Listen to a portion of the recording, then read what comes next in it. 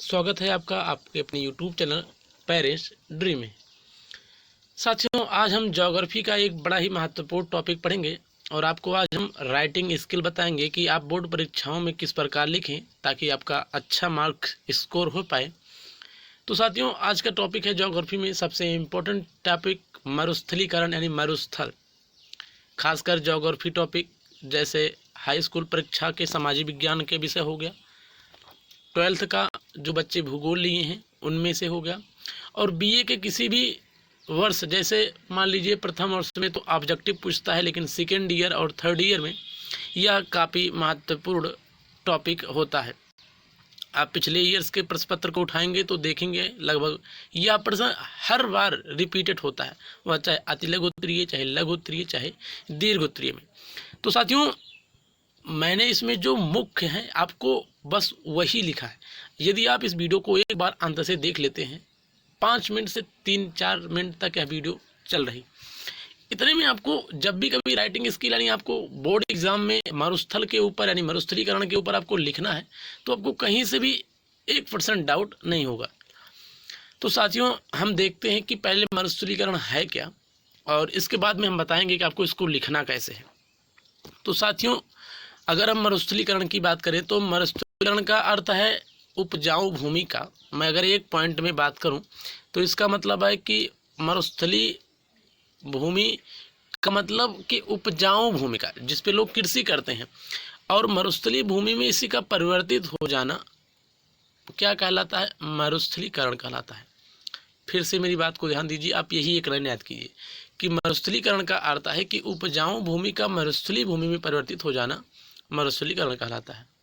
अब जैसे हमारे कुछ पारिस्थितिकविद और पर्यावरण जो वेत्ता हैं वह अपनी प्रक्रिया इस पर क्या देते हैं, अपनी राय क्या देते हैं, हम थोड़ा सा इनके बारे में जान लेते हैं। जैसे इनका कहना है कि यह एक कर्मिक प्रक्रिया है, यानी यह एक, देखिए इसमें लिखा है कि पारिस्थितिकविद एवं पर्यावरणवेत्ता इसे एक कर्मिक प्रक्रिया मानते हैं जो जलवायु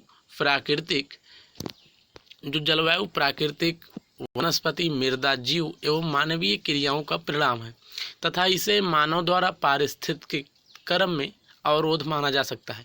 यानी इसमें मानव ही द्वारा पारिस्थितिक तंत्र में सबसे ज़्यादा अवरोध माना जाता है। किसके द्वारा? पारिस्थितिकविद और जो पर्यावरणवेत्ता हैं, यानी इनका मानना है कि जो मरुस्थलीकरण है उसमें ज़्यादातर मानव के द्वारा ही जो पारिस्थितिक तंत्र को क्षति पहुँचाना है उसी से यह मरुस्थलीकरण परिवर्तित होता रहता है।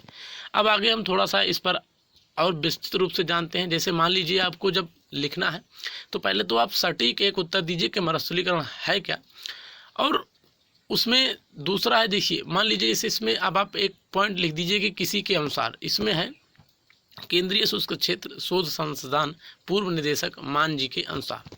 अब जैसे इन्होंने क्या कहा, इन्होंने यह कहा कि मरुस्थलीकरण से तात्पर्य उन सभी प्रक्रमों से है, यानी उन कभी प्रक्रमों के सामूहिक प्रभाव से है जिनके अंतर्गत एक पारिस्थितिक तंत्र के तंत्र में मूलभूत परिवर्तन आ जाता है। इनका फिर से एक बार ध्यान दीजिए, मरुस्थलीकरण से तात्पर्य उन सभी प्रक्रमों के सामूहिक प्रभाव से है जिसके अंतर्गत एक पारिस्थितिक तंत्र में मूलभूत परिवर्तन आ जाता है, जिससे अमरुस्थली भूमि यानी अमरुस्थली क्षेत्र मरुस्थली क्षेत्रों में परिवर्तित होने लगता है, या जलवायु एवं जैविक तत्वों की क्रिया प्रतिक्रिया का परिणाम होता है। मेरी बात को आप गौर से एक बार सुनिए, आपको इसमें लिखने की कोई आवश्यकता नहीं है। यह प्रक्रिया मरुस्थली दशाओं को सघन एवं जटिल बनाती है, फलस्वरूप सीमावर्ती क्षेत्रों में मरुस्थल विस्तार होता जाता है। यह आपको एक बार फिर से सुन लेना है और आपको इस वीडियो को रोककर एक बार फिर से पढ़ लेना है। मैं अब आपको कुछ कॉन्सेप्ट बता दे रहा हूँ। मान लीजिए आपको इस वीडियो से कुछ भी समझ में नहीं आया तो मैं इतना आपको बता दे रहा हूँ कि मरुस्थलीकरण उसे कहते हैं, मान लीजिए जहाँ पहले कृषि हो रही है और उसे भूमि में पहले कुछ उगाया जाता था, लेकिन अब उसका किसी भी कारण हनन हो गया है और वह ज़मीन जो है मरुस्थल में परिवर्तित हो गई, अर्थात अब वहाँ कृषि योग्य भूमि नहीं है, तो इसी को मरुस्थलीकरण कहा जाता है। अब उसमें किसी भी प्रकार का अवरोध हो सकता है या मानव द्वारा हो सकता है, ज़्यादातर मानव द्वारा ही अवरोध दिया जाता है, क्योंकि हमारे जैसे प्लास्टिक या तमाम प्रकार के प्रकारों का जो प्रयोग करना है वह किसी न किसी प्रकार की मिट्टियों को क्षति पहुंचाती हैं। तो आपका मुख्य जो याद रखने का कार्य है वो आप इतना याद रखिए कि यानी जिस पर आप खेती कर रहे हैं वो किसी भी कारण जब एक बार बंजर टाइप भूमि में परिवर्तित हो जाए तो उसी को मरुस्थलीकरण कहा जाता है। अर्थात मरुस्थलीकरण जमीन कृषि अयोग्य भूमि होती है।